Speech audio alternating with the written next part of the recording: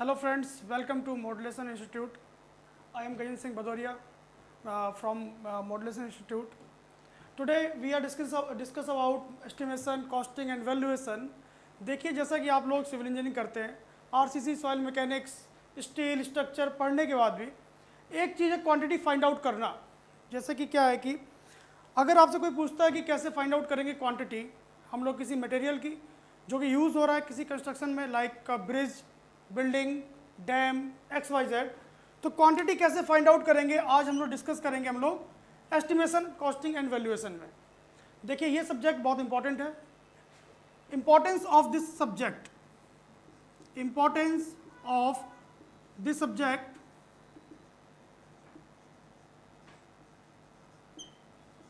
Exam point of view. पहली बात तो exam point of view, it means कि जो लोग प्रिपरेशन कर रहे हैं जेई और एई एग्ज़ाम की, उस पॉइंट ऑफ व्यू से ये सब्जेक्ट बहुत इंपॉर्टेंट है। एंड सेकेंड, जो कैंडिडेट इंटरव्यू के लिए अप्लाई होने वाले हैं, अपियर होने वाले हैं, उस पॉइंट ऑफ व्यू से ये सब्जेक्ट बहुत इंपॉर्टेंट है। आपका जो पैनल होगा इंटरव्यू का, वो पूछेगा कि बताइए कि कोई बिल्डिंग आप बना रहे हैं तो उसमें क्वांटिटी क्या होगी, सैंड की क्या होगी, सीमेंट की क्या होगी, नंबर ऑफ ब्रिक्स कितना लगेगा, रेनफोर्समेंट का क्वांटिटी क्या होगा। तो पॉइंट ऑफ इंटरव्यू से ये सब्जेक्ट बहुत इंपॉर्टेंट है and point of exam point of view से ये सब्जेक्ट भी बहुत इंपॉर्टेंट है, लाइक जेई और एई। आज के एसएससी जेई के एग्ज़ाम में इस सब्जेक्ट से 10 to 15 मार्क्स के ऑब्जेक्टिव आते हैं, प्लस कन्वेंशनल जेई के एग्ज़ाम में conventional 20 to 40 marks estimation and costing का होता है। तो एग्जाम पॉइंट ऑफ व्यू से बहुत इंपॉर्टेंट है एंड इंटरव्यू से ही बहुत इंपॉर्टेंट सब्जेक्ट है ये एस्टिमेशन, कॉस्टिंग एंड वैल्यूएशन। देखिए हम लोग क्या पढ़ेंगे एस्टिमेशन में, जो चैप्टर इसके अंदर कंसिडर किए गए हैं वो पहला estimation of building. Estimation of building it means number of BRICS कितना लगेगा इसमें, quantity of BRICS, number of BRICS कितना लगेगा, सैंड कितना लगेगा क्वांटिटी, सीमेंट का बैग कितना लगेगा, number of bags of cement, and reinforcement used in building. हम लोग स्टडी करेंगे एस्टिमेशन ऑफ बिल्डिंग जिसमें number of BRICS, sand and number of BRICS and number of cement and reinforcement. Second, estimation of chimney. अगर आपको estimation of chimney, it means आपको chimney का estimation करना है। सेकेंड टॉपिक रहेगा हमारा एस्टिमेशन ऑफ चिमनी, कि चिमनी को कैसे एस्टिमेट किया जाता है, क्वांटिटी ऑफ ब्रिक्स क्या होगा, सीमेंट क्या होगा, मोटर क्या होगा। थर्ड, एस्टिमेशन ऑफ टनल,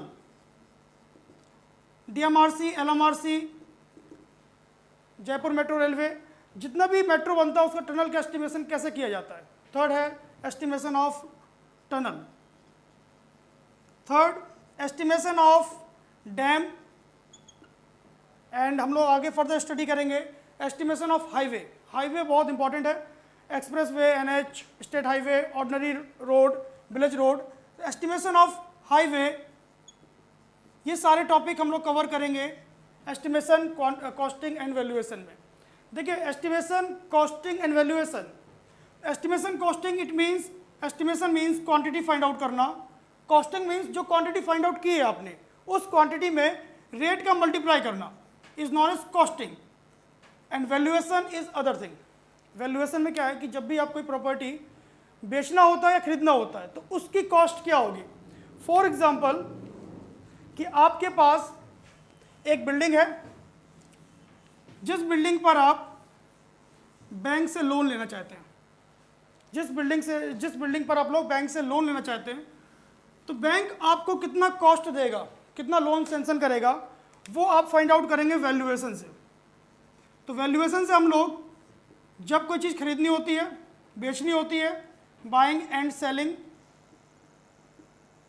तब उसका यूज़ करते हैं। दूसरा, जब लोन लेना होता है या लोन देना होता है, then we use valuation. Third, security purpose, security के लिए आप यूज़ करते हैं वैल्यूएशन को।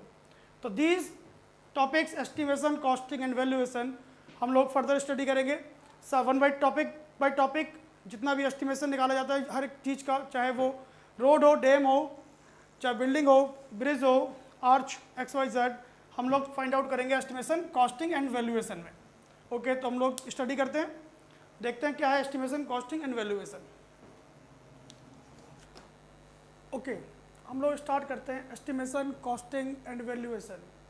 तो आपको बताऊं कि जो एस्टिमेशन, कॉस्टिंग एंड वैल्यूएशन है, it is part of quantity survey.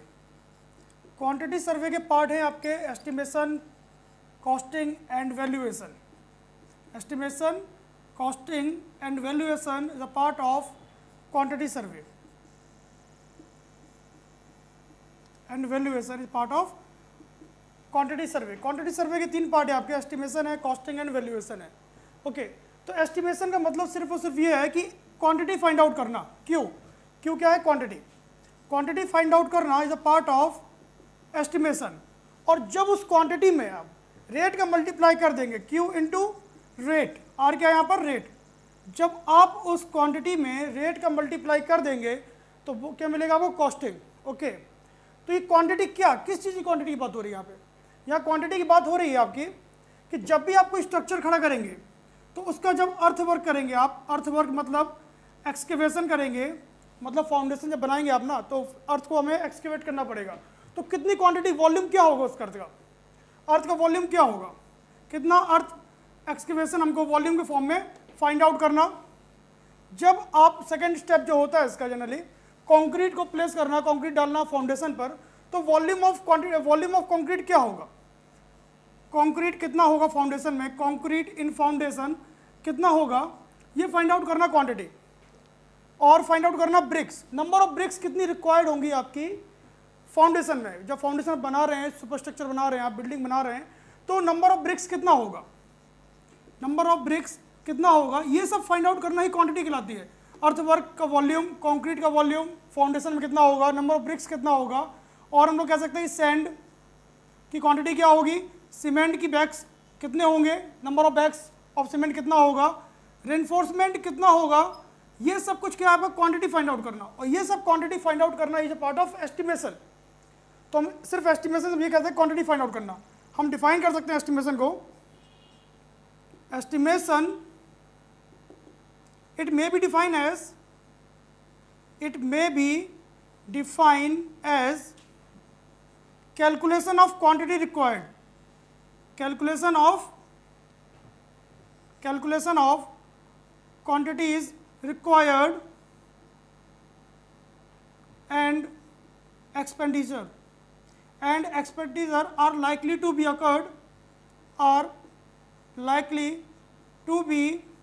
occurred in the construction of work। आप कोई प्रोजेक्ट बना रहे हैं तो उसमें क्या क्वांटिटी होगी, सीमेंट की, सैंड की, रेनफोर्समेंट की, नंबर ऑफ ब्रिक्स क्या होगा, अर्थ का वॉल्यूम कितना एक्सकेवेट करना पड़ेगा, किस क्वांटिटी क्या वॉल्यूम में आपको कंक्रीट डालनी पड़ेगी फाउंडेशन में, वो सब कुछ फाइंड आउट करना क्या है estimation.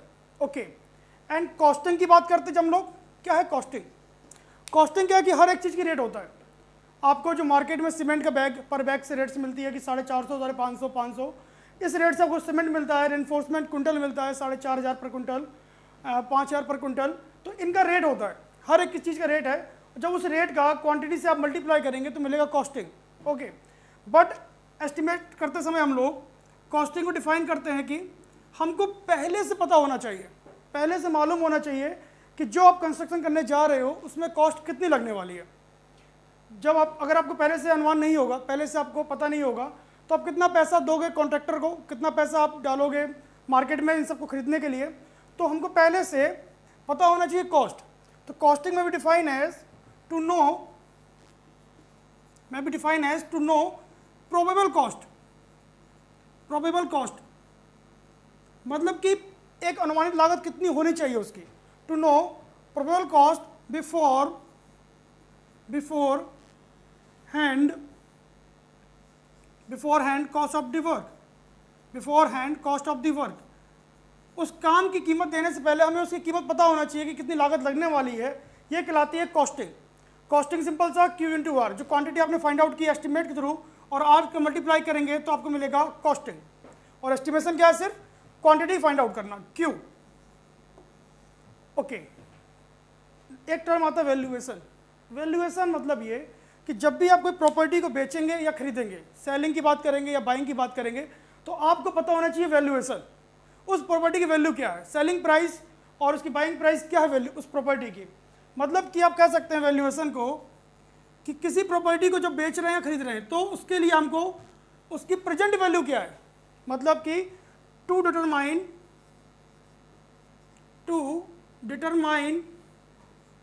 Present value of property,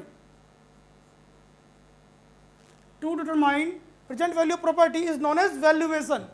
okay, present value पता करना ही क्या होती है, हम लोग को प्रॉपर्टी का पता करना ही क्या है, वैल्यूएशन है। तो ये तीनों पार्ट किसके हैं आपके, क्वांटिटी सर्वे के।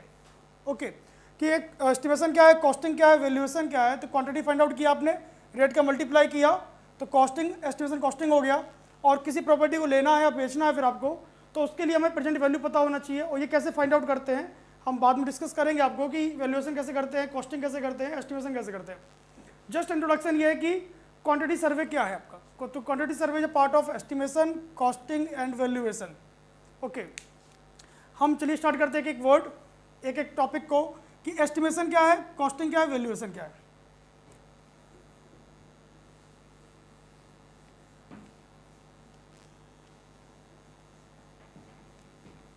ये सब्जेक्ट बहुत इंपॉर्टेंट है आपका सिविल इंजीनियरिंग की फील्ड में।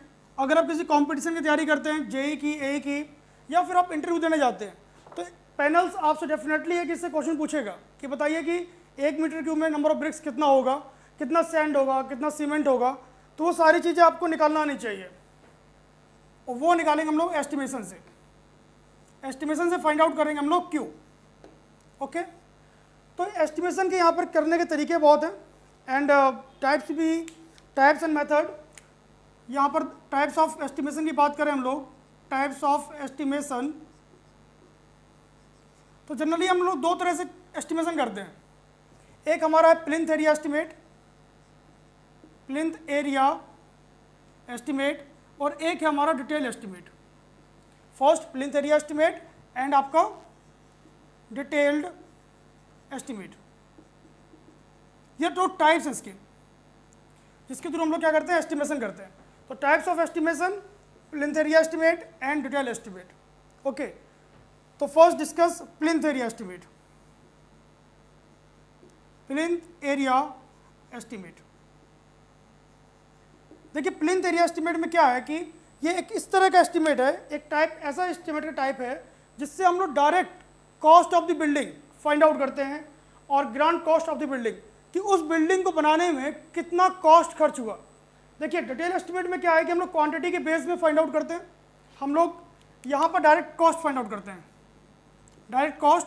और इसमें क्या है, क्वांटिटी फाइंड आउट करेंगे, फिर रेट का मल्टीप्लाई करेंगे, देन हम लोग एस्टिमेट करेंगे। बट यहाँ पर क्या है, प्लिंथ एरिया एस्टिमेट में आप लोग जस्ट डायरेक्ट हम लोग कॉस्ट फाइंड आउट करते हैं। तो प्लिंथ एरिया एस्टिमेट में क्या है कि लिखिए, this type of estimate shows, this type of estimate shows separately cost of building बताएगा आपको। कॉस्ट ऑफ बिल्डिंग का मतलब ये है कि उसका फ्रेम खड़ा करने में आपको कितना कॉस्ट खर्च हुआ है, मतलब जस्ट फ्रेम, ये आपका क्या बिल्डिंग का फ्रेम, इस फ्रेम को खड़ा करने में कितना पैसा खर्च हुआ है आपका, ये है cost of the building. Okay, it means कि अभी यहाँ दरवाजे खिड़कियाँ कुछ भी नहीं है, सिर्फ क्या ढांचा खड़ा हुआ है, तो कॉस्ट ऑफ द बिल्डिंग। फिर इसमें आप क्या करेंगे, बिल्डिंग में इलेक्ट्रिफिकेशन करेंगे, इलेक्ट्रिक की फिटिंग करेंगे, देन इलेक्ट्रिफिकेशन कॉस्ट कितना होगा, इलेक्ट्रिफिकेशन कॉस्ट कितना होगा इसमें, एंड इसके बाद आप third point sanitary fitting, bathroom, kitchen, latrine में आप जो भी यूज़ फिटिंग कराने वाले हैं, किस स्टाइल की कराने वाले हैं, कितना पैसा खर्च करेंगे, उसका कॉस्ट कितना होगा। इस सब के बाद हमको यहाँ पर ऐड करना पड़ता है कुछ एक्स्ट्रा सर्विसेज लाइक, देखिए जब भी आप कोई बिल्डिंग बनाएंगे तो जाहिर सी बात है कि आपको बोरिंग करानी पड़ेगी, बोर कराएंगे और ट्यूबवेल लगाएंगे, या फिर पानी कहीं से लेना पड़ेगा, या गवर्नमेंट की जो सप्लाई पानी वाटर सप्लाई है उसका यूज़ करना पड़ेगा आपको। तो एक्स्ट्रा सर्विसेज में क्या होता है, वाटर, कि वाटर कितना पैसा खर्च किया आपने, प्लस आपका जो मटेरियल है कहीं से आएगा, उसके लिए आप ट्रांसपोर्टेशन चार्ज को पे करेंगे। तो वाटर प्लस ट्रांसपोर्टेशन चार्ज, इस तरह के जो चार्जेस होते हैं वो हम लोग बोलते हैं एक्स्ट्रा सर्विसेज में। इन सब के हम लोग को निकालना पड़ेगा और इनको ऐड करना पड़ेगा। तो cost of the building, electrification, sanitary fitting, extra services, और क्या खर्च करना पड़ेगा आपको, और क्या कॉस्ट निकालनी पड़ेगी, सुपरविजन। जब भी आप कोई कंस्ट्रक्शन कर रहे होंगे तो उसकी देख रेख के लिए आपको सिक्योरिटी गार्ड, सिक्योरिटी रखनी पड़ेगी, तो उसकी कॉस्ट भी आपको फाइंड आउट करनी होगी। And last, contingencies. Contingencies means कि कुछ भी आप फिक्स नहीं है, सब कुछ क्या अनिश्चितता पे बोलते हैं, मतलब अनसर्टेन, कुछ भी हो सकता है, ठीक है। हो सकता है साइड पर आपका सीमेंट की बोरियां खराब हो जाएं, तो उसके लिए पहले से हमारे पास कुछ पैसा होना चाहिए, कितना % पहले से बचा के रखना चाहिए हम लोग को। तो कॉन्टीजेंसीज में क्या है कि अनसर्टेन की बात करते हैं कि जो कुछ भी अचानक अगर साइड पे हो गया तो हमारा काम रुकना नहीं चाहिए, हमें कॉस्ट उसकी पता होना चाहिए, कितना हम लोग खर्च कर सकते हैं और कितना उसमें कॉस्ट को हम दे सकते हैं। तो ये क्या है कि दिस टाइप ऑफ एस्टिमेट सारी कॉस्ट का अलग अलग शो करता है, ये कि कॉस्ट ऑफ द बिल्डिंग कितनी होगी, यहाँ कॉस्ट कितना लगेगा, इलेक्ट्रिफिकेशन में कितना कॉस्ट लगेगा, सैनिटरी में कितना कॉस्ट लगेगा, एक्स्ट्रा सर्विसेज में कितना कॉस्ट, सुपरविजन में और कितना कॉस्ट लगेगा आपका कॉन्टीजेंसीज में। प्लिंथ एरिया एस्टिमेट में नोट करने वाली बात यह है कि ये हमें डायरेक्टली हमको कॉस्ट ऑफ द बिल्डिंग देता है। Note, it gives directly cost of the building, it gives directly cost of the building. हम यहाँ पर क्वांटिटी की बात नहीं करते हैं, इस तरह के एस्टिमेट में हम लोग जनरली क्वांटिटी की बात नहीं करते, सिर्फ किसकी बात करते हैं, कॉस्ट की। इसलिए इसका नाम क्या है, दूसरा नाम रफ एस्टिमेट। इसी को हम लोग रफ एस्टिमेट भी इसलिए बोलते हैं, रफ एस्टिमेट या फिर अप्रॉक्सीमेट एस्टिमेट भी इसी को इसलिए कहा जाता है, क्योंकि यहाँ पे सिर्फ कॉस्ट की बात चलती है। क्वांटिटी कितना लगा, कितना ब्रिक्स लगा, कितना सीमेंट लगा, कितना, इसका कोई यहाँ पर डिटेल नहीं होता है, सिर्फ कॉस्ट कितना खर्च किया आपने अकॉर्डिंग टू चार्जेस। तो हम लोग फाइंड आउट करते हैं यहाँ पर cost of the building, electrification, sanitary, ये सब कुछ, और यहाँ से कॉस्ट मिलती है। दैट्स वाई इसका नाम क्या है, रफ एस्टिमेट और अप्रॉक्सीमेट एस्टिमेट। इसको करते कैसे हैं, प्लिंथ एरिया एस्टिमेट जो base plinth area estimate depends on plinth rate and plinth area. Okay, किसी बिल्डिंग का हमको प्लिंथ एरिया पता होगा और प्लिंथ रेट गिवन होगा, जब दोनों को मल्टीप्लाई करेंगे तो क्या मिलेगा हमको, कॉस्ट ऑफ द बिल्डिंग। देखिए इसको कैसे करते हैं, इसका कॉन्सेप्ट क्या है इसका,